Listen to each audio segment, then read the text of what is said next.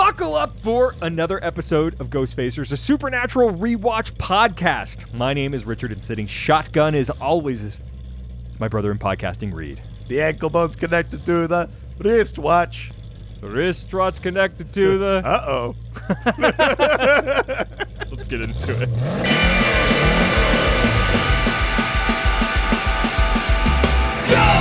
Ghostfacers! We face a ghost, when others will not, we're ghosts! Ghostfacers! Stay in the kitchen when the kitchen gets hot! Ghostfacers! We face a nightmare, we face a dread! Ghostfacers! We face a faceless, we face a dead! Welcome to Ghostfacers. Today we're discussing Season 3, Episode 15, Time is on my side. Is that a song? Yes, it is. All right. Yeah, it is. It's a great song. Yeah, I knew that. They used to use it on, we'll get to it, but yeah, they used it in the Stephen King's The Stand, the original version of The Stand that was like in the 90s, the TV miniseries that they did. It was great. I watched it as it was coming out with my family. It wasn't that scary, but it was good. And there you go. Yeah, the guy, the devil would sing that. It was good. Oh, interesting. Yeah. So this episode aired May 8th, 2008. Yeah, I don't know. 2008? Are we already in 2008? Yeah, we've been in 2008. Oh, yeah, I've been paying attention. Fucking lock in, Are buddy. we not in 2007? Nope. Oh. Written by Sarah Gamble, directed by Charles Beeson, viewed by an estimated 1. one person. It never aired. Only Kripke's seen it. This one's from the vault. Yeah. It's like that movie that Prince made, I think. Oh, yeah. Yeah. He made that whole documentary about him and then was like, yeah, I don't, like, Kevin Smith directed it. And then he's like, yeah, I don't want to release this. It's just like in a vault in Prince's estate. Crazy. I always forget that exists. I would love to be that eccentric and rich. Yeah. Viewed by an estimated 2.55 million viewers. That's all right. That's only slightly less than last week. That's Slightly more. I thought last week was 2.6 or something. No, Or it's 2.4? 2.22. No, 2.22 was 2 weeks ago because that was the big 800 drop. Yeah, I still and think then last week's, the long distance call one, it's it's either 2.4 or 2.6. So we're in the vicinity of last week at least. yes, at least near it. I'm not going to look it up. Yeah. But we're near the end of a season. This is what happens, right? Like this is something that should be expected. Right. But let's see if the promo helped us get there. All right, well, let's have a little look. Have a little look-see. Oh, isn't that nice? Isn't that special? Sufficiently spooky, yeah. It's fine. These Yeah. promos are shit. Yeah. I hope they get better in future seasons. They're just not good.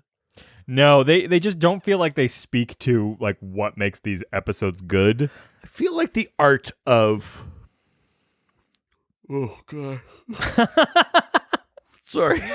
We're Jesus. recording so much tonight.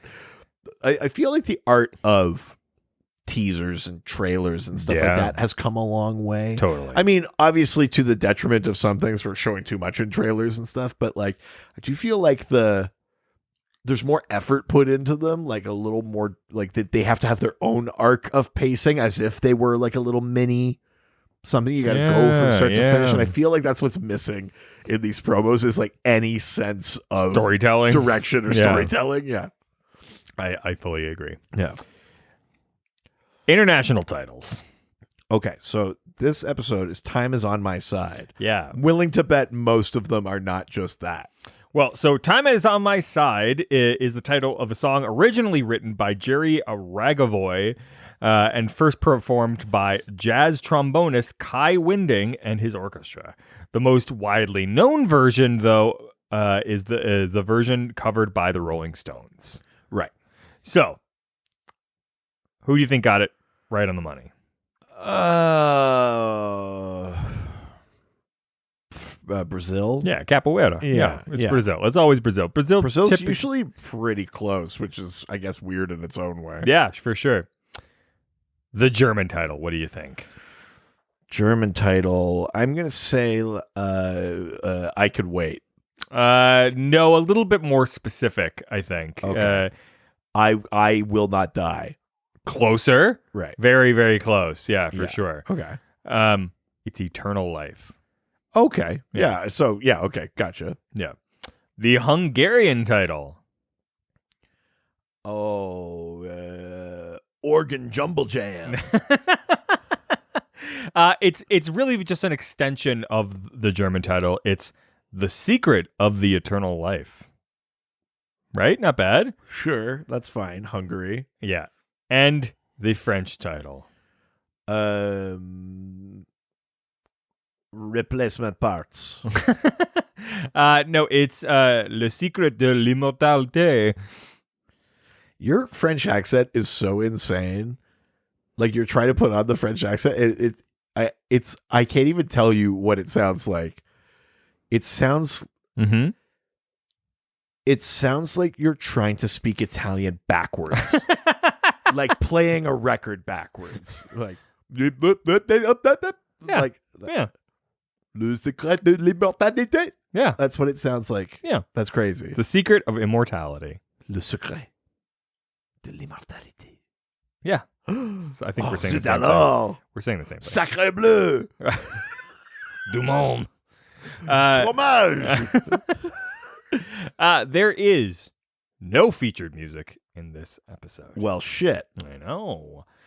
TV Guide describes this episode as Sam and Dean investigate zombies in a small Pennsylvania town where they find a doctor with a sinister agenda. Meanwhile, Bobby learns where Bella is hiding, so Dean confronts her, leaving Sam to deal with the doctor. Yes. And that is the gist of this. I mean, it's pretty straightforward. Yeah. Yeah. Yeah. This is a straightforward episode. Before we go into it, though, let's open up Dad's journal, learn about some of the real-world lore. Yeah, let's see what the lore says about Doc Benton. Oh, wow. We're going to talk about the real guy. We're going to talk about Doc Benton. The Wow. real legend. I thought you were going to do immortality. It's no. I think there's lots of opportunity down the line. For that, but no, we're talking about Doc Benton. Real dude. There's a real legend. Yeah. Possibly a real dude, but possibly not named that. Like, there's a little bit of controversy around the actual kind of origins of it, but almost certainly like a roughly real dude that this legend then grew around. It's interesting the episode is set in Pennsylvania because the Doc Benton legend is like, they talk about that he still like haunts Mount Musalaki in New Hampshire. Yeah, that's right. That's where Doc Benton is from. He's said to be like a tall figure, that he wears a black cloak. He's got white hair. He's said to move very quickly.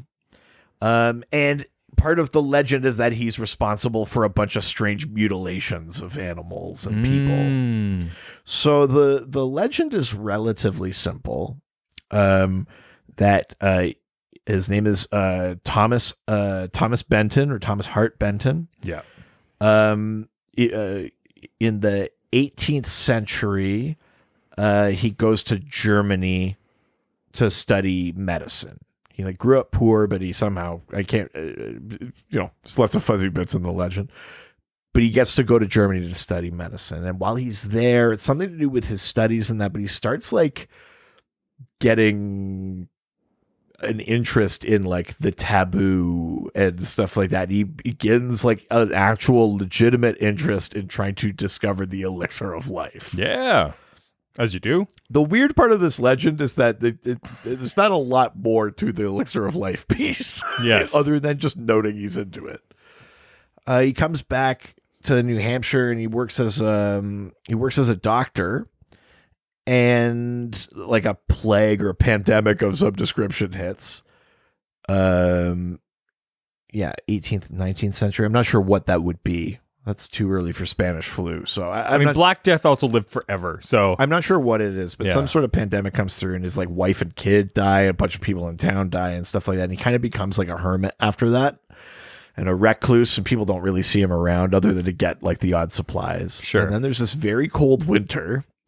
And a bunch of animals start turning up like mutilated. And all the legend, like all the stuff I read, it's always the same thing, that there's like a scar behind the one ear and a red dot on the head. Like something very precise has happened to these animals. And then people start disappearing. Yeah. It's the same thing. Bodies start turning up like that. And there's one particular story where this little girl, Mary, goes missing.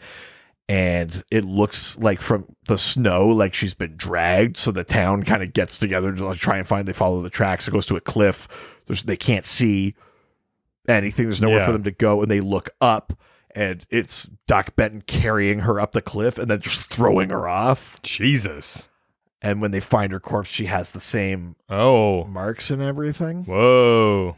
And that he's climbing like too fast. He's like, it's a hard climb and he's doing it real fast. And he's carrying someone too and shit like that. And the idea is that like they never find him, like, but he's still kind of just around there. There's sightings of Doc Benton, like, all the way into the 20th century. Wow. People claim to see this like black cloak, the white hair, that sort of shit, very tall. Crazy. Around this mountain in New Hampshire. That's like the legend. But yeah, it's like people turn up missing, animals turn up missing, but it's always the same scars. So he's like the idea that he's like doing some sort of like surgery or some kind of like experiment or whatever, presumably tied to his interest in the taboo and the elixir of life, but the legends are all very, very fuzzy on that thing. They think they want you to put them together, but they don't put them together really themselves, which is kind of interesting. Yeah, we got some Doc Benton around here. Oh, haven't seen a Doc Benton around here. Yeah, 30-odd years, I think. A Doc Benton Not out there. New Hampshire accent. I think that's pretty close, no? Doc Benton. I don't know. I can't do. What's a New Hampshire accent? Well, that's It's probably like Boston, right? Baston? It's Baston? Baston? Doc Benton? Yeah, maybe. I was doing Doc? more of like a... Yeah, he's a Doc. Yeah. I was doing more of the like 40s like movie accent. Yeah, like the news voice. Yeah. Yeah. Oh, how around here, you know? I had a friend who did like, I know we do the old timey voice sometimes, like a 40s radio announcer or whatever. Yeah. I had a buddy in theater school who did an older old timey radio voice. Like it was specifically, it sounded like from the 10s. Oh my God. From the Great War. It would, I can barely do it, but he would do it like this. He'd go like, "Hey, Walla Walla Walla, so what if a day for some baseball?" Oh, like, weird. Oh, here we go. Let's hit it down the first base line. It was like, the sound would go in and out. Yeah. Like, he did this great impression of like turn of the century radio. Weird. Yeah. I wouldn't even know where to start with that. It's so weird. It just has always stuck with me. That's very strange. Yeah, there you go. Doc Benton. Doc Benton. That's crazy. I read while I was doing notes for this episode that there was like a real Doc Benton, and I'm like, that's fucking crazy. Yeah, pretty wild. I mean, I think in some versions of it, I don't know if it's true or not, the town where he grew up was called Coventry, and it was renamed to Benton. Oh, really? Yeah. Weird. I don't know if it was named for him. That's where some of the controversy is like, no, it was actually named for like a different Thomas Benton. The legend is about someone else, but that name got attached to it. Like there's a few different like pieces that are kind of jumbled broken telephone. around. Yeah. But yeah, there you go. Wow. Spooky. All right. Well, with that, why don't we get into today's episode? Let's do it. I'm ready and I'm awake. That sounds not true. I'm awake. Let's start with the then, which is we get some talk about Lilith. We get Ruby in there talking about Lilith. Yeah. Realize that she's coming. We get Dean's deal, of course, and some shots of Bela. Bela. Oh my God. That image I sent you the other day. I can't. Lauren Cohen's Instagram, whether that's hers or not, is fantastic. Come back to us. I don't want to. Come to me. Oh. Dad? What are you wearing? I died in Korea.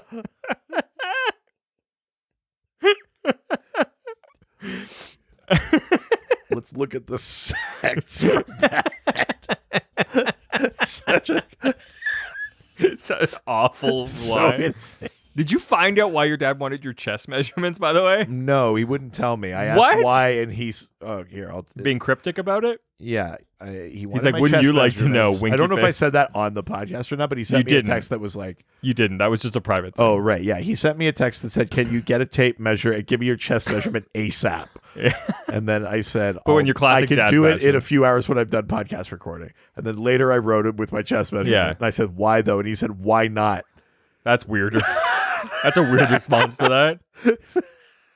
And then I wrote, "All right, keep your secrets." And he said, wouldn't you like to know in winky face? Yeah. Then sent 2 And we've talked eggplants. since this text exchange. I have no idea. I assume it's something to do with Christmas, maybe? Yeah, but what for Christmas do I only need a chest measurement for? I don't know. Maybe I'm working on something with him this year. Getting a Hawkman Yeah. sub harness. All right. Well, with that, we go into the now. This episode starts with a man walking out of like a health facility with his buddy, and he gets suddenly abducted late at night and forced into the trunk of a car. Yeah, so much for all that fitness. Yeah, What good did that do you? yeah, fitness, body into a truck. Yeah. Yeah. Do you know who gets put into trunks? People that go out and do things. Yeah, not us. Sit on your ass like me in my own house. Yeah, what are you gonna do? We're in a car. Yeah. We're not in a car. We're in a house. We're in a car. Shh. Yeah. Fun fact, we've recorded all of these episodes in a car. Yeah, it's not great, but it's ours. We're Yeah. not allowed at home. When the studios are rocking. Okay. So he staggers into a hospital later with his liver removed. Yeah.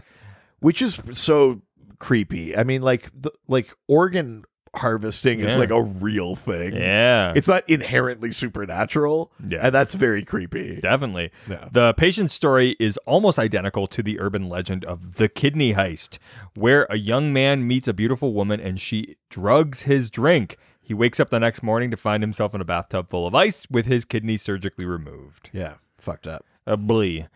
Elsewhere, Dean is torturing a demon with holy water as Sam stands nearby. Oh, I love that. I love an aggressive Dean. Yeah, torture me. Yeah. Yeah. Waterboard me with holy water. Yeah, splash me in the face with it. Dean asks the demon if he's ready to talk yet, but he claims to know nothing. Yeah. I'll never give you that peanut butter recipe. We can't drop references from our exclusive like Patreon content from so our other creamy. podcast. Yeah. It's so too many levels deep. There's too many things going on. Oh, God. Yeah, Dean It's asks... a good scene though. Like Dean is yeah, it's good. I like an aggressive Dean. I like a Dean at the end of his rope. Yeah. Yeah. Dean declares that he'll ask one last time, who holds my contract? Yeah. Where are the other drugs going? Swear to me. The demon's attitude suddenly becomes much more sinister, and he responds to Dean's question with a rude comment about his mother. Oh. About his mama. Yeah. Dean demands a name or else, but the demon hisses back that the only thing he's scared of is the demon holding Dean's ticket. Dean swallows hard and exchanges looks with Sam, who starts to administer an exorcism. This is the second time that Sam has performed an exorcism from memory. There's no book. It's just... Yeah, I really liked the one in Juice and Bello because it's like also fast. Yeah. Like I like it's like an action exorcism. Yeah. Which It is fucking kind of, rules. I Yeah. kind of liked it because even last episode, I guess because it was a different kind of exorcism, Dean was like referencing a piece of paper, Yeah. like for that one that he Yeah, thought for was sure. gonna. Yeah. Dean taunts the demon as he starts to writhe. But both he and Sam pause when the demon dares them to send him back to hell because he'll be waiting for Dean when he gets there. With a few pals that are dying for a nice little meet and greet with Dean Winchester. Sam asks if he should continue. Frustrated, Dean tells him to send him someplace he can't hurt anyone else. The Latin in the exorcism translates basically to, we exorcise you, every impure spirit, every incursion of the infernal adversary, every legion, every congregation, and diabolical sect. Oh, there you go. Yeah. That seems to about cover it. Yeah. That feels that feels like a holistic exorcism. Yeah. Yeah, not a lot left. Yeah, not a lot of room for issues here. Yeah. Later, Sam and Dean are looking for leads when Sam comes across a newspaper article detailing an incident involving a young man without a liver. When Sam tells Dean that the first victim's body was covered in someone else's bloody fingerprints, Dean says, "Okay, great. My man David Caruso will be stoked to hear it." He's referring to David Caruso, who is best known for his role in TV crime dramas NYPD Blue from 1993 and CSI Miami from 2002. He left NYPD Blue because he was like, I'm going to be a movie star. And then that didn't happen. Yeah. And then he became such like a visible parody on CSI Miami. Really? Well, because CSI Miami, more than any other CSI show, was like, it was like David Caruso walks up. Is it the yeah thing? Removes like the, glasses, says stupid one-liner, and then it goes, yeah! Like, yes. Oh, was that not in NYPD Blue? He didn't do that. No. That's CSI Miami. That's so interesting. Yeah, there's one where someone gets stabbed with an icicle, and he's at the crime scene. He goes, that was cold. Cold as ice. Yeah! That's very It's funny. always... Oh, I remember my favorite David Caruso one. Sorry, Yes. I have to say this. Okay. I can't remember like the reason it is happening, but there's like a standoff, and this guy has a gun drawn, and David Caruso's there, and he's got his gun out, and the guy says, what's his name? Horatio Kane or something like that. Sure. He's like, "You're a dead man, Kane." And David Caruso shoots him, and he goes, "Join the club." What? Because he shot the other guy. Because the guy's like, "You're a dead man." He shoots him and goes, "Join the club." Wow. Yeah! Jesus. So stupid. It's so dumb. I used to fucking love watching CSI Miami, though, just because it was like, the other CSI shows were pretty good. Yeah. CSI Miami was just like exclusively stupid. Wow. I love that. So he finds that the bloody fingerprints found on his dead body were those of a man who died in 1981. These fingerprints ain't been seen around here. Yeah. We haven't seen these in quite an odd year. I know. When Dean finds out that the fingerprints on the first victim are all of a man who has been dead for several years, he asks Sam, "What are we talking about? Walking Dead?" He is making a reference not to the popular TV series, as the series didn't debut until 2010, more than 2 years after this episode even aired. Dean is in fact referencing the comic book source material of the same name, which has been in publication since 2003. Jared... Pretty cool, actually, that it's like a comic book reference, because so many of the references on the thing are just like movies, TV. Totally, yeah. Kind of cool, like a contemporary comic book reference, too. It's not like comics they would have read as kids. Yeah. It's kind of a neat thing, because you're like, oh, does Dean read comics still? Feels like he might. Yeah, I mean, I think it fits with his character. I don't think it's weird, but I actually think it's an interesting moment where it's like, is this breaking the writing of the show slightly, or are we revealing something about Dean? It's a thing that they don't really ever dive in more to, but if you had I feel like if you looked at behind those porn magazines, he was actually reading comic books. I think it 100% fits with his character. Yes. I totally buy it, but it is one of those moments where it's like, it's almost like the writers break the show a little. Well, let me give you a little bit extra information. Sure. Because Jared Padalecki, Jensen Ackles, and Jeffrey Dean Morgan have all been fans of the comic since it first began. Well, Jeffrey Dean Morgan is neat. Well, yeah, but they were all just like fans of the comic. Oh, super cool for him. That it's not just a job. He got in as one of the biggest characters of the comic he likes. Fucking love that. That's pretty cool, yeah. And of course, coincidentally, Lauren Cohen, Bella Talbot, in her last episode here, has gone on to play the lead role of Maggie Green in The Walking Dead from 2010 since season 2, though. And as of the end of season 5 in early 2016, Jeffrey Dean Morgan has played the role of infamous villain Negan, a role he was thrilled to play because he was a fan of the comic. Yeah, spoiler alert, this is Bella's last episode. Yeah. Surprise. So, they suspect zombies, but when they arrive at the hospital in Erie, Doesn't Pennsylvania... Dean say something about, the zombies like the other white meat? or some shit. Oh, like that. I don't know. He has some sort of stupid line like that about because they're talking about the organs and all that kind of stuff. Sure. It's like, oh yeah, they love the other white meat. Yes. But when they arrive at the hospital in Erie, Pennsylvania, they find the man. They find that the man's liver was surgically removed. Yeah, which is even creepier. Yes. So we meet the morgue doctor, Terrence Kelly, played by Daniel Elkins in the season 1 episode Supernatural, Dead Man's Blood. It's the same guy. Wait, hang on. Dead Man's Blood season 1. Yeah.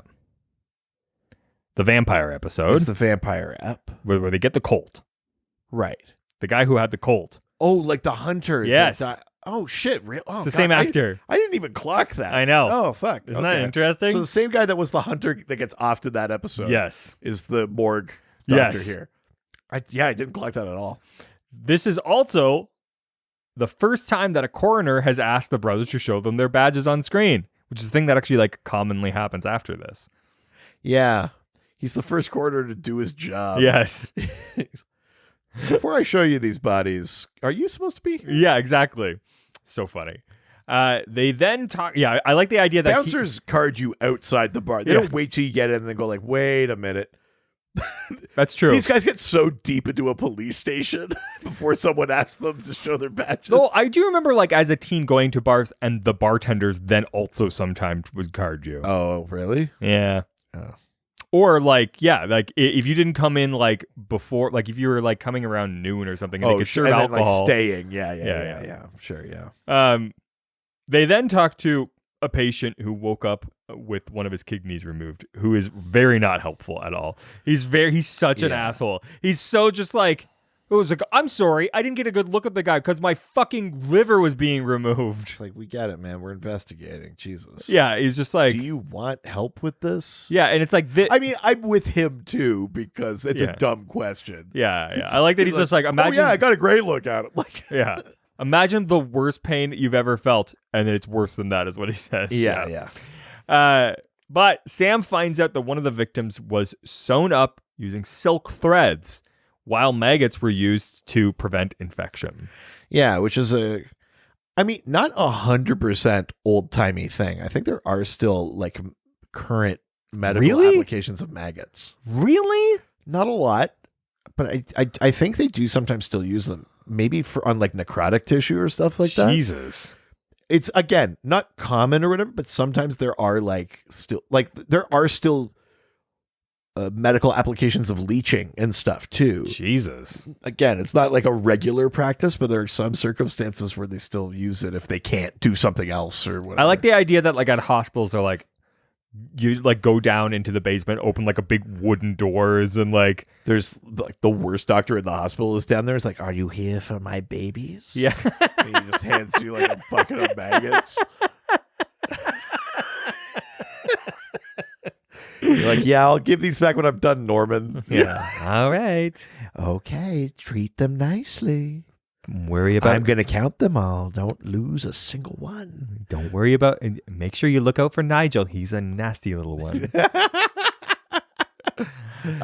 Daddy will see you soon. Be good for the nice doctor. Oh my god, so awful. Sam brings up John Winchester's journal, which tells the story of a 19th century surgeon called Doc Benton, who found a way to live forever by replacing organs the moment they stopped working. Even though John had cut out the doc's heart, it seems that Doc Benton did survive and is abducting healthy young people to stay immortal. So is that the conceit of the show? That it's just like if you replace the organ fast enough, it's fine?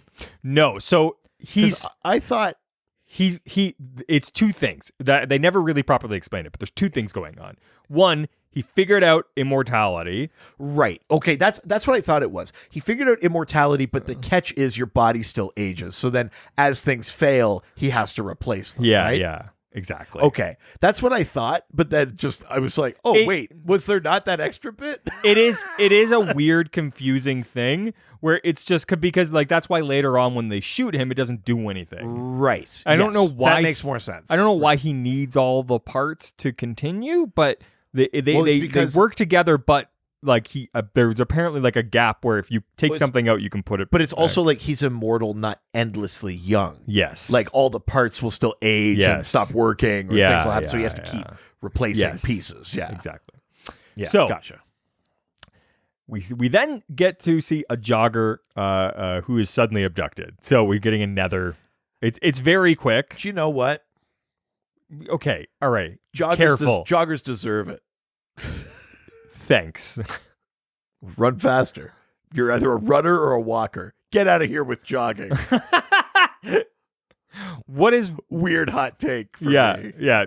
I've jogged with you though. Well, I know, but that's because I can't run. Yeah. Oh, that's why you don't do it. Yeah. Yeah. I walk. Yeah. You tried running, couldn't do it. That's why you won't do it again. But I'll walk. Yeah, fair. Yeah. But I'll not jog. The jogger Jesus Christ. The jogger wakes up with his heart racing, shown by his running watch, which is like a really awful watch that is so stressful because as you're running it goes beep, beep, beep, beep. It is really beep. loud. It's like I love like the early versions of it's just a big alarm clock. Yes. That's what it feels. And it's such a big watch and it's so aggressive. Beep, beep, beep, beep. It's like, wow, my heart's really racing. Beep, beep, beep, beep, beep, beep. Wow, this is actually making me more stressed out. Beep, beep, beep, beep, beep, beep, beep. Shit. Yeah. That's like it's watch. so much. Yeah. We then see Doc Benton who begins surgery on the jogger. We see Doc Benton then remove the victim's heart, and the victim obviously dies because he is not immortal and his heart's gone. Oh, turns out you need that. Oh no! Heart removed. No good. So we get to see Doc Benton for the first time. Yeah. We see his face and everything. This is cool design. This is the actor Billy Drago. Great name. Yeah. His dad is the one that killed Apollo Creed. Yeah, right? I was waiting for it. Yeah. He's also appeared in the. If he dies, he dies. Yeah. This actor has also appeared in the X-Files episode Thief, Theef. Okay. From 2000. The shows are often said to be similar, and and other actors from X-Files have made tons of appearances, and we'll get more as the years go on. Meanwhile, he's a good design though. I like the look of Doc Benton. It's not. We don't get like a full look at him here, do we? It's not. We get his full face. Yeah. Yeah. We get the whole Frankenstein thing going on. It's a good look. It's creepy. It's not like fully inhuman, but it's enough that it's got that kind of like creepy, like Victoria doll kind of thing too. Yeah, he kind of looks like a softball. Like yeah. Meanwhile, Bobby calls Dean and lets him know that Bela was spotted in Canaan, Vermont, and that Rufus Turner, a retired hunter, was the one who informed him. Holy shit. Yeah. That's our first mention of Rufus, right? Yeah, and Dean makes a comment like, Rufus Turner, what is that, like a Cleveland steamer? Gave her the old Rufus Turner. Yeah. Listen for Bela. I mean, yeah. Give her the old Rufus Turner. Jesus. Dean wants to leave for Vermont, but Sam is adamant on staying in Erie. Sam then reveals his whole purpose for coming to Erie was trying to find a way for Dean to live forever, so he won't ever have to die and go to hell. Okay, hang on, though. Yeah. I'm trying to see if I missed something in this episode. Sure. They were still trying to figure out what was happening. Yeah, but they figured... Sam didn't know Doc Benton was there. He did. He did? Yeah. Did I? Okay, I missed that. Because I was like, it starts with like investigating, but then he's like, we're trying to find immortality. Well, because they bring up a thing, because basically they're like, oh, like the surgical thing, and Dean starts basically, like the previous time we were sitting with them, right, doing research, Sam starts describing stuff and the like silk and all that stuff. Yeah. And Dean's like, why does this sound familiar? And he's like, because he's like, Dad already dealt with this. Right. Okay. Yes. Gotcha. Yeah. And then in this moment, we find out that we're pretty sure Sam already knew that that's what this was when they went for the case. Right. That makes sense. Yeah. Gotcha. And basically Dean's just like, I don't even I don't want to live forever doing this Yeah, thing. like that's not the solution. Yeah, and Sam's like, he's like, fine then, whatever the magic pill is, I'll take it too. Which Dean replies, what is this, Sid and Nancy? He's referring to Sid Vicious, singer and bassist for the punk rock band The Sex Pistols, and his drug-addled, destructive relationship with his girlfriend, Nancy Spungen. But the idea, is basically, I just love it. Sam's like, I'll do it too. Like, whatever, but me and you forever. And Dean's like, whatever, Just dude. imagine them sewed together. Yeah. We'll always be brothers now. It's the maggot guy. I know. The same voice. It's It's, like- it's the same voice as the maggot doctor. Yeah. Come on. Expand out a little. Sorry. Is this your voice? It's Sam. Yeah. Oh, okay. I'll do it too. Whatever the pill is, I'll take it. Dean? Yuck. I'm really good at voices. I know, I can tell. After an argument during which Dean makes it clear that he believes the Colt is their only means of retrieving Dean's contract, Dean leaves and Sam heads for the woods to find Doc Benton. Dean approaches a house and finds Rufus. Oh, yeah. Love Rufus. I fucking love Rufus. This actor is so good. He's got strong Danny Glover energy. Yeah. Just kind of tired and cranky and shit. Yeah. He's Yeah. also from the X-Files. He plays an FBI that's right. agent. Yeah. He plays like a fucking like a bad guy too. Yeah. But yeah, he there's this whole conversation where Dean's just like, "Are you Rufus?" He's like, "Yep." And he's like, "Bobby called me." He's like, "So?" And he's like, "He talked to you this morning?" He's like, "So?" Yeah, he's like really standoffish. Like Rufus has a lot more guards up than It's so Bobby funny. or Dean or Sam. Yeah, he's just like, well, he's like, I'm here Like, to get that. I don't have to work with you. Yeah, I don't know you anything. Bobby asked me to do this thing. I did it. Yeah. He's like, I don't know who the fuck you are. Like, Yeah. he's just like, well, can you just give me the location of Bella? And he's like, nope. And he's like, I do love it. the best moment though is when he just goes, all right, that's fine. Can I just ask you one more question? He's like, sure. He's like, I got this bottle of Johnny Walker Blue. Is this good? And because Bobby basically, when Bobby tells him to go to see Rufus, he's like, just one thing, bring a bottle of this liquor, which I love it. And you just, the change in Rufus's face, It's pretty fun. it just immediately goes to, yeah, why don't you come in? It's a good moment. That's like a fun supernatural moment of Love something it. a little cheeky, something a little fun. I love it so much. It's good. I like it. Rufus and Dean then talk about why Dean wants the Colt. It's got a lot of buddy. Sorry, I just want to say it's got a Yeah. lot of buddy cop energy too. Totally. Like, that's such like a buddy cop move where it's like, oh, you Rookie? like, oh, you smoke. Well, you know, Yeah, like, yeah. like there's something. It's like, oh, like we can bond over something. Yeah. Like that's such like a move in those movies where it's like, well, we hate working together, and it's like, no, you don't do that with your sandwich. Do this, put this on it, and then they go like, oh, that's really good, and you go like, yeah, well, you know, Yeah. you're like, there's always that kind of shit. I love that. I like that in this episode. I think the whiskey thing works well. It's a great moment. And then there's another really interesting moment because now we get the flip side where Rufus is now going like you're gonna be me. Like he's like whatever you think that like that Colt is gonna get you, it's not. And even if it does, you're just gonna end up like me. Yeah, it's just like I'm just an old, angry, lonely hunter. That's bad. He's like, just die. He's like, that's what we do in this line of work. Like you die, and if you don't, you just end up miserable.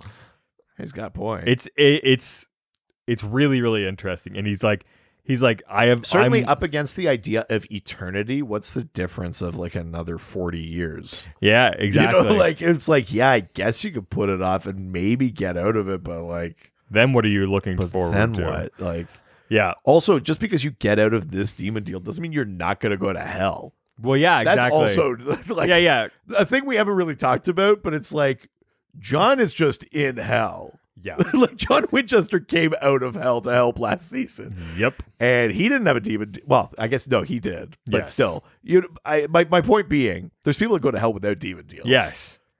He's just There's going no to guarantee that even if he gets out of the deal, that like, yeah, 40 years down the line, he's still going to go to hell, have to face all those demons again hell. anyway. Exactly. So Rufus tells him the hotel that Bela is staying at, and presents Dean with Bella's criminal record, because he's basically like, here's where she's at, and he goes, easy, and he's like, don't be so sure it's easy. He's like, there's also another great moment where he's like, I know a little bit something about her than you don't, and he goes, oh, he's like, did you look this up? Yep. It's like, and you found nothing like we did. Yep. And he's like, well, then you're the same place that we are. And he's like, nope. Yeah. I love I love, we haven't done it very much this season, other than the idea of Bela. Yeah. We haven't really done the like explore more hunters thing too much. Yeah. We got Gordon and what's his fuck. Yeah. Kubrick. Yes. But, you know, like season 2 was a little bit more like, there's hunters here, there's hunters there, blah, blah, blah. Yeah. We got a little bit of it, I guess, at the start of this season, but I feel like we haven't really been exploring the world of hunters that much. So it's kind of fun to have this kind of wizened old guy that's like, you think that's the only way to like dig up info. Like, I love that there's tricks to be learned, that there's a sort of like passing of knowledge kind of thing. Yeah. I love it. And so, he basically says, he's like, Bela fucking killed her own parents. Like, trust me, like, she's a lot more fucked up than you think. Yeah. We then cut to... It's so weird that doesn't turn me off.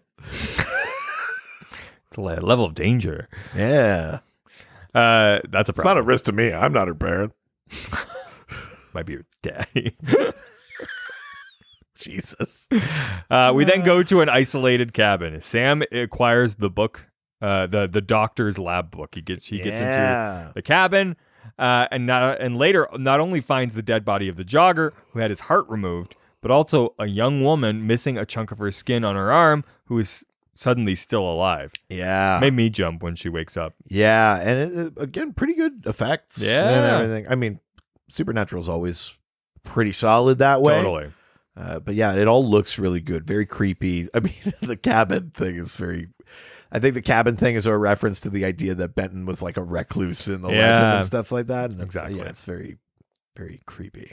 Sam manages to escape together with the young woman, running over Doc Benton with his rental Jeep. Yeah, it was very fun. Dean then confronts Bela at the hotel. She tells him that the Colt is gone and is on a plane with her buyer. He prepares to shoot her and tells her that he knows that when she was 14, she had the brake line cuts on her parents' car, an action that resulted in them being killed. Oh, God. So Bela flashes back to when she was 14. Yeah. Remembers her when her father used to come into her room and close the door, hinting that he was abusing her. Yeah. It's a part that I wish they just didn't put in this, because it's like, don't portray her so bad and then just throw this in there. This is they're toying with something that is much more serious. We have talked about this a lot this season, that they went too hard, too bad on Bela at the start. And you can't balance it out by being like sexual assault. Really hard to bring her back from that. And honestly, like... And they don't really do a great job with it. And to just throw this in and throw it away they're too flippant with it. Like, if you want to do a thing where like there's more to the story than just she killed her parents, then like make it that they were possessed or something, and she offed them, you know. So for all intents and purposes, it looks like she killed her parents, but then we know that it was because something else like the Bobby thing was, you know, and like it should be something else if it's too casual. And the way that they especially the way this episode ends. Yes. Like, no, obviously we know that the boys wouldn't know that, but as storytellers, like, don't at the end go, but she was bad anyways. And I go, no, like, it makes it feel like it's like, oh, she deserved it. They're trying to have it both ways. They're trying to be like, she's bad, but you like this character, and we can justify it because something bad happened to her. And then it's like, and then she dies. You go like, don't feel bad. She's a bitch. Yeah, and it's like you can't just throw that piece in, and you can't do both. Yeah, certainly not in the same fucking episode. No, I hate that. Yeah, it's pretty badly done. Yeah. So it's a pretty big misstep. Yeah, 100%. Before Dean pulls the trigger, he makes a discovery. Bela has a devil's shoestring placed above her door. indicating that she too is trying to keep out the devil. After Dean leaves without hurting her, Bella calls someone and lets them know that Dean was in her room, and she knows where the brothers are because she lifted the receipt from the Erie Hotel from Dean's pocket. Dean then calls Sam from the road. Who keeps a receipt in their pocket? I do constantly. Oh, I just throw them out. One because of like business receipts and stuff like that, but I constantly have receipts in my pocket. Oh, I just throw them out. But you don't like, after like getting them at the store, you don't always have a garbage on the way to your car. Yeah, okay. Yeah, I guess. Sometimes you just I think have I'd them. more usually just put them in the bag with the things I got. Oh, no. I always grab them and then put them in my pocket. Anyways, Dean calls from the road. Such a weird, specific thing to hang up Sorry. on. Yeah.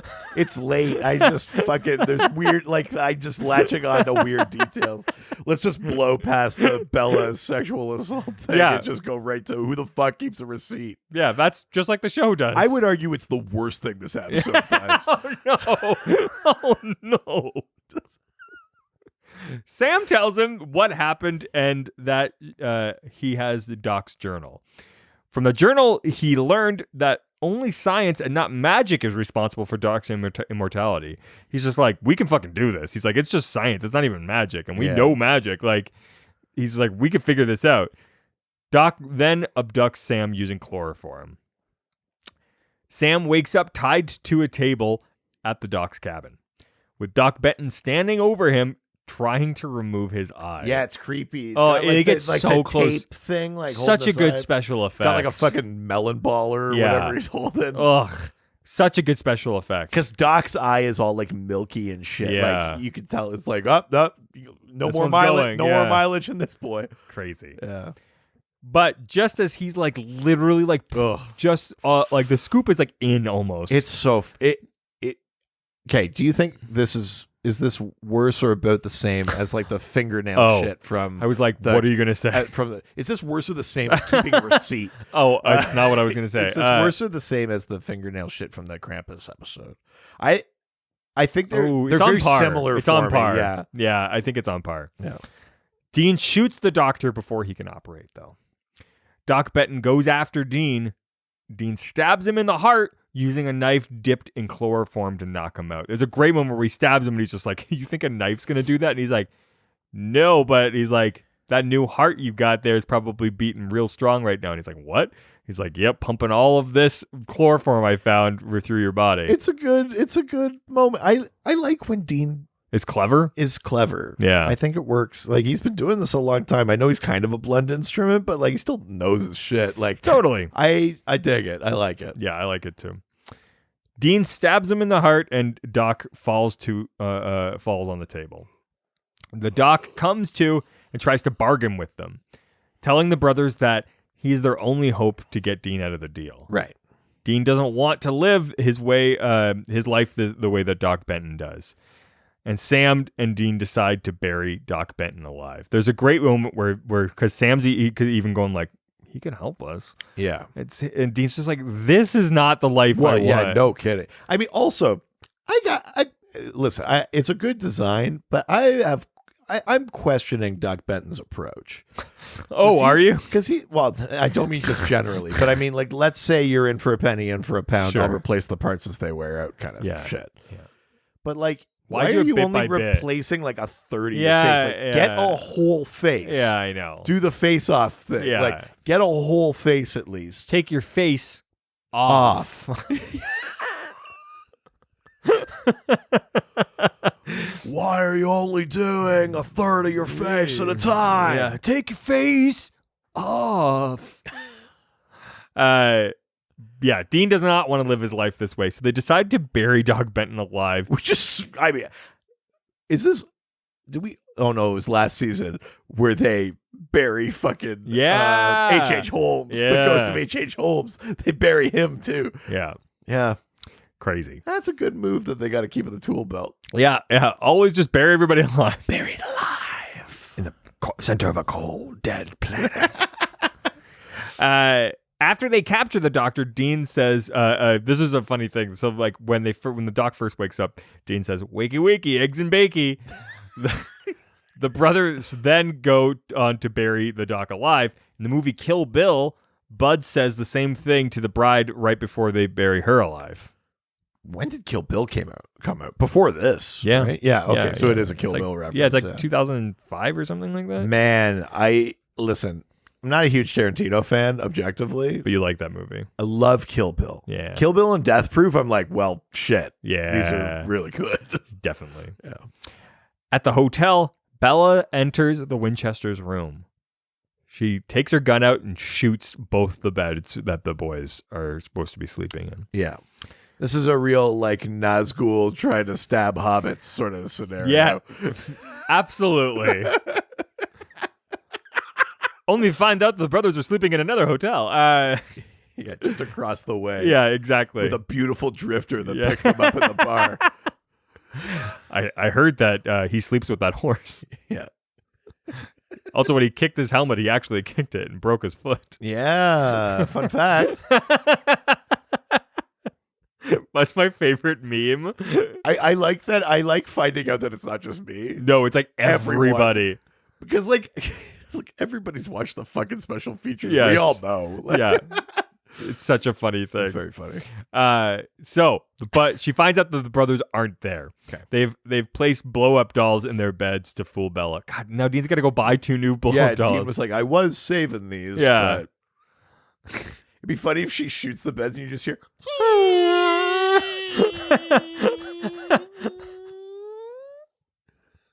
Or it's like, oh, me so horny. It's like a voice box. Yeah. You like squeeze the hand. Oh, me so horny. Yes, right there.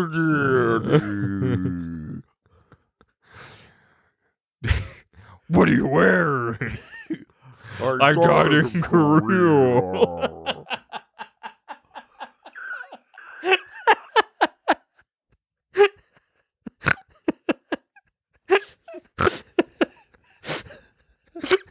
So stupid.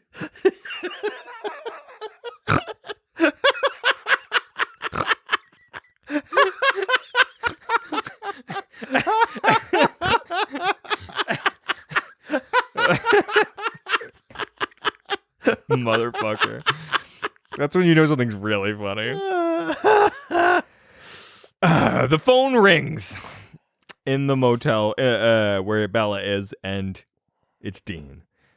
He tells her that he knew that she stole the receipt from his pocket and that the twig above her door was the devil's shoestring. That also sounds like a sex move. Yeah, give her the old devil's shoestring. I think you could do that with a lot of terms in Supernatural. That's true. Yeah. Yeah, I gave her the little devil's shoestring. I asked her what she's wearing and told her I died in Korea. Give her the old holy water. Yeah. He tells her that that she knew that is supposed to be used to keep hellhounds away. Right. He concluded that she also made a deal with a demon, and that demon killed her parents for her.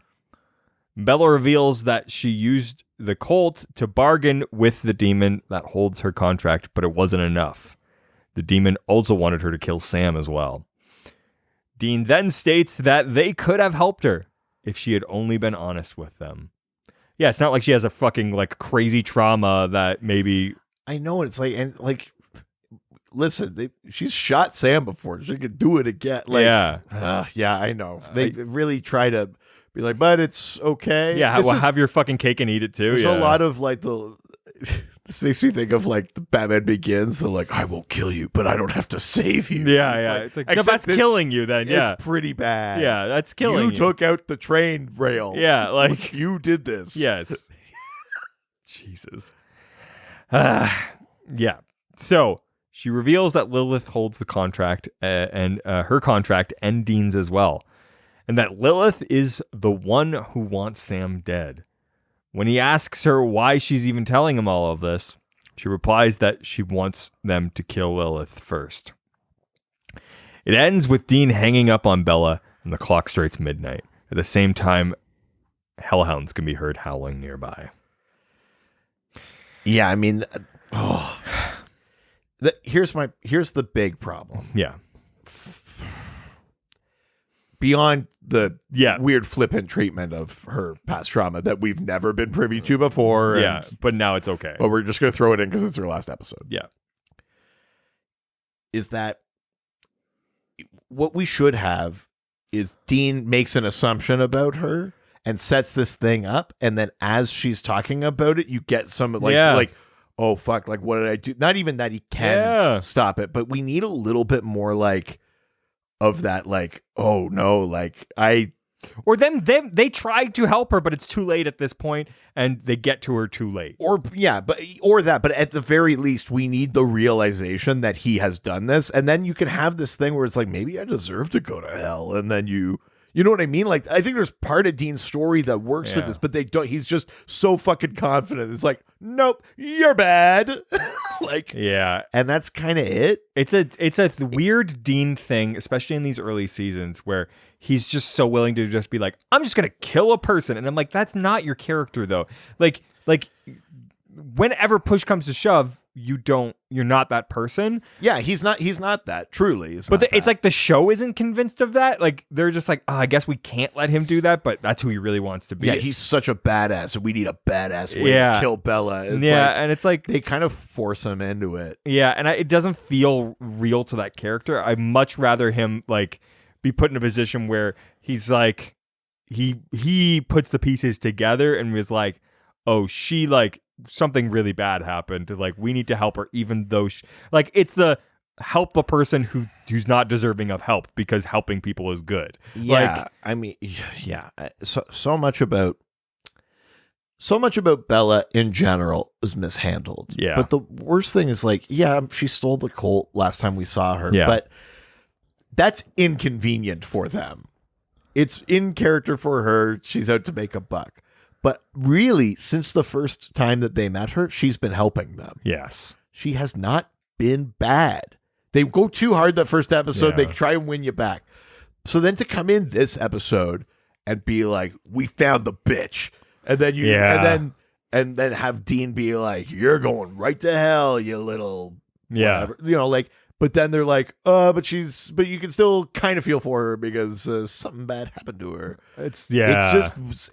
It's sloppy, it's messy, it's flippant with something that is so serious and like triggering. Yeah, and, like it's such like a bad execution of everything. Like, it also makes me really not like Dean because of that. Like, yeah, it's bad. Yeah, everything that they did to handle Bela is wrong, basically, because they make her like, think of that episode where they have the kind of James Bond thing. Yeah, like, they make her charming and fun. She becomes this sort of like, you know, if our interests align, kind of like pseudo ally. That's interesting. Yes. What the fuck is this? Yeah, it's because I would argue they were actually digging out of the hole they dug from the first episode. 100%. And then for some reason they were just like, fuck it, kill her. Yeah. But it didn't have to be that. It could have been like, you know, she lined up the buyer to keep the Colt out of the hands of something. Like, there's always another layer with Bela. And like, why didn't you go that route instead of, was it just to introduce hellhounds? Yeah. Like, it's, or we're past that. We've already had hellhounds. Yeah, we've already had hellhounds. Right, because they did the glasses, right? So then what is the point? We've literally never, other than saying like, you don't know anything about, like, we set up something in her past, but it doesn't have to be about also making a deal. It feels like a really bad excuse to shoehorn at the end of this episode. Remember Lilith? Yeah. And that's it. Yeah. What a bad waste of a character. Yeah. And maybe they just had to get her out. Maybe she had a contract thing, or she was going to start The Walking Dead, or. But I know that they all hate it. Who the fuck knows? But it's just bad. Yeah. It's not a way to treat a character. It's not a way to treat a female character. Yeah. More importantly. Yeah. I mean, it's bad. Yeah. Yep. Especially with an actress who's so good. Yeah. Good and charming. She's a great foil for Dean. Yeah. You know, like. Would she have, someone who's as attractive as Dean? Would she have worked for 12 seasons? Probably not. No. But like, not like that. Yeah. Yeah. I don't like it. It's bad. But beyond the Bela of it all, I like the villain of this episode. I do, but I feel like his bit is really quick. It does feel kind of rushed for sure. It feels fat because they have to put in so much of this other, the Rufus stuff, the Bella. I'm happy to see Rufus, happy to meet Rufus and stuff, but we have to have all of that to get us to Bella. Then we have to have the flashback for some reason, and then we have to have this bit at the end, and it just means you have less time on the monster. And like the more interesting thing, which is, at what cost do we save Dean from this deal? Yeah. What do we risk becoming to avoid this thing? Yes, exactly. And that's, you need Rufus for a part of that, because that's a different version of that. Rufus says, you could live for a bit more, but you'll end up like me. Yeah. But we got to do something different with the Bella thing, because it takes away from the more interesting focus of the story, I think. It also kind of, moments like these with Sam kind of highlight the not great acting. Yeah. Because I get the point. He's so desperate, he's willing to try something that's really bad. We've all been there. I get it. Yeah. But his portrayal of that doesn't feel desperate enough. Like, he doesn't feel like he's fighting all of the bad ideas and he knows he's having. He feels like he generally believes that these are good ideas. It's a little too casual. Rather than just trying to like push it to the back of his mind. Yeah. It's a thing I struggle with this episode, where he's just like Dean's like, I don't want to be the fucking monster. Yeah, because even Dean feels like, is this how you're going to do the scene? Yeah. Yeah. It doesn't feel like Jared is bringing enough to the table, because he just can't handle something like this. Yeah, it's a weird one. Yeah. I remembered this episode. Yeah. Like, it stood out for me. That villain is very cool I looking. kind of forgot it was when Bella bit it. Yeah. The villain looked cool as hell. Villain is cool. I love that idea of the replacement. Yeah. Parts. That's cool concept. Really cool concept. Rufus rules. We love Rufus. Like that. Yeah. Ugh. But it's just too it's too sloppy. It's like the previous episode. It feels like it's rushed. It feels like they're trying to shove too many things at the end, because it's the fucking writer's strike. And it feels like they're ignoring the internal logic of the show and the characters. Like, if you really look at the arc of Bella and then you look at this episode, you go like, why are we making her so evil here? Yeah. Again, I know she took the Colt, but that's not. Yeah. That's just inconvenient. That's not Yeah. They can get it back. Yeah, even the calling the cops, getting them arrested thing is kind of like they're getting too close. But I'll snag them up for a day. But also the confidence she probably has in them. It's like, you'll get out. Yeah, exactly. You know what I mean? It's that cat and mouse thing is great. And this is just like she doesn't. The bottom line is, she doesn't deserve this. Yes.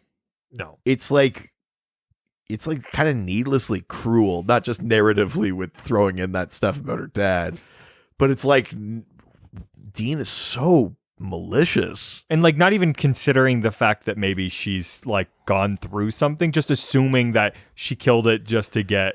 But also, even if she is bad and has done wrong by she's still them, a human. She's still a human, and she hasn't tried to. She hasn't killed them. No. So Dean is just. They also haven't. She hasn't killed anybody. So Dean is just killing. Yeah. What is the justification for Dean here? It's deeply fucked. Yeah. Yeah. I'm not on board for it. It's really bad. Mm-hmm. So what are you ranking this episode? It's tough when it's an episode that, in general, I think is not good. Yeah. But there's an element, Doc Benton is such a strong villain. Monster. Yeah. A great actor. Visually, the conceit of it, the idea of chasing immortality, what do you become, that kind of so many pieces. I think he it's good that it's not just a shambly monster too. He could talk to them and be like, oh, I'm gonna. His portrayal is great. It's very kind of nuanced, and he's really good. But what a fucking waste. Yeah. For him not to have that much time in the episode. Waste of Bella. Truly horrible treatment at the end of her run on this show. We're introduced to Rufus, but we don't really understand how cool that is yet. Yeah, and they sort of play it he and Bobby kind of know each other, but we don't really get that relationship. We don't really get into it. I think I'm giving this 2 joggers out of 5. Wow. There's not enough, Sam is off, like you said. That's wrong. The characterization of Dean is wrong. The characterization of Bella is wrong. Yeah. All of the main pieces are wrong. And the episode doesn't fit nice. And it's just like sort of needlessly cruel and clunky. And for what? Just so that we can mention Lilith one more time before the finale? Like, yeah. It's bad. I'm going to go slightly higher than you. Okay. Because when I compare it to last week, there are more standout moments for me. Really? Yeah. Because I love Rufus so much, and I really love the villain in this. Sure. Yeah, fair. Yeah. So I'm going to give this 3 buckets of my babies. Whoa. 3 maggot buckets. Yeah, my babies. Y'all come back now. Yeah. Clarence, I told you to behave. All right. Well, this is... You asked me last week if last week's was the lowest we ranked something. We had... we ranked Sin City the same. Wow. But this is now our new lowest ranked this season. For you. Well, but on average, too. Yeah. Yeah.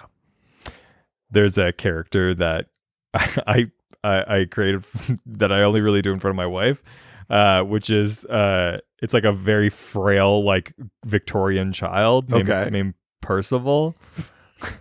And I just like, Percival wants to go play in the garden. Oh, the breeze is coming. Percival is going to get taken away. So weird. It's because we drove by a street one day named Percival, and I thought it was so funny. It's pretty funny. Yeah. Pretty weird. Yeah. Percival likes to play with a stick and a hoop. I still don't hate it. Yeah. Yeah. It's a lot of fun. Let's do some tiddlywink. Yeah. It's a very fun voice to do. I get it. Yeah. It's weird, but I get it. It's a great bit. Yeah. Well, that is our review. I'm bummed out now. I know. It's okay. We're almost at the end of this season. And you know what the beginning of next season is. It'll all be worth it, baby. And Kyle's going to get to see him. I can't believe that we're like there. I know. I've been like, I know. Get to the... Yeah. I've been like wanting to like rush through. Yeah. It's wild how many good episodes there are in the first 3 seasons. Yeah. And how terrible some of them are. Can't wait to get into this shit. I know. Oh, God. End of this season, beginning of next. Yep. Woo-woo. It's going to be good. Yeah. Well, that is it for this week. If you have a note about this or past or future episode, maybe you have some thoughts about this episode that we didn't share, or you want to fucking like pile on with us. Yeah. Or you think Bella deserved it. Oh no! Which parts? I'd rather not know that. What parts? Well, I meant like the Hellhounds. I obviously don't mean the other thing. Well, Jesus. I don't know. When you're not specifying, I'm just going to assume how you feel. Jesus. Or you just want to say hello to us and talk about the show, or how great you think we are, because I'll take that too. We're pretty great. Yeah. Let us know on our email. I'd give us a 5 maggot buckets. Oh, my friends. Yeah, send us an email to ghostfacerspodcast@gmail.com. Or reach out to us through our various social media platforms. That's right. We are Ghostfacers Pod on Facebook, Twitter, and Instagram. And of course, don't forget to subscribe. Percival loves that. You can get our episodes automatically every single week. Giving us a 5-star review is a great way to show your love for our show. Yeah, definitely. And if you give us a review somewhere that isn't like Apple Podcasts or Facebook, take a little screenshot and send it to us. But then we will read that review on the show. We all want that. And it helps us out. But if you want to show your love even more to the whole world, you can buy our merch. That's right. Ghostfacerspodcaststore.com. lots of fun sweaters and swag and all those really cool stuff. Some Yeah. real nerdy shit. Yeah, we're gonna have to put up a sects from Dad shirt.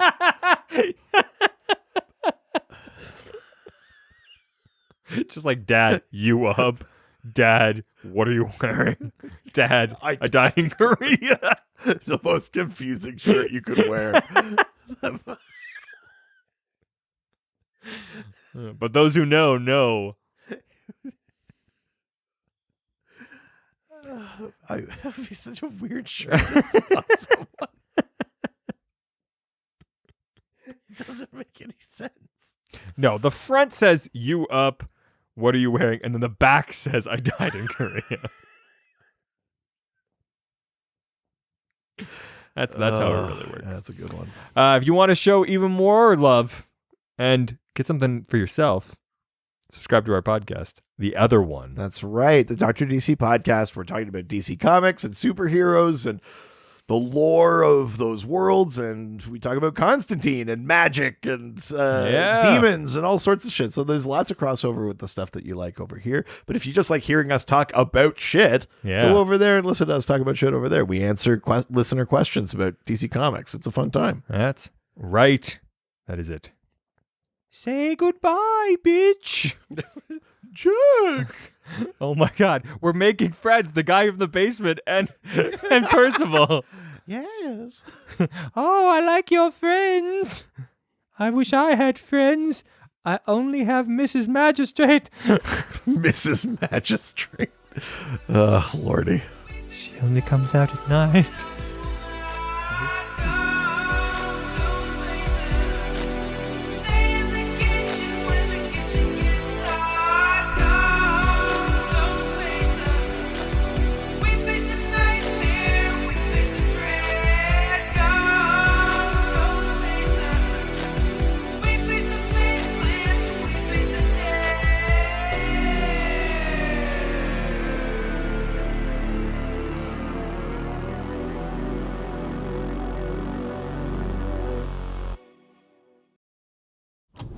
This was a Brain Freeze podcast.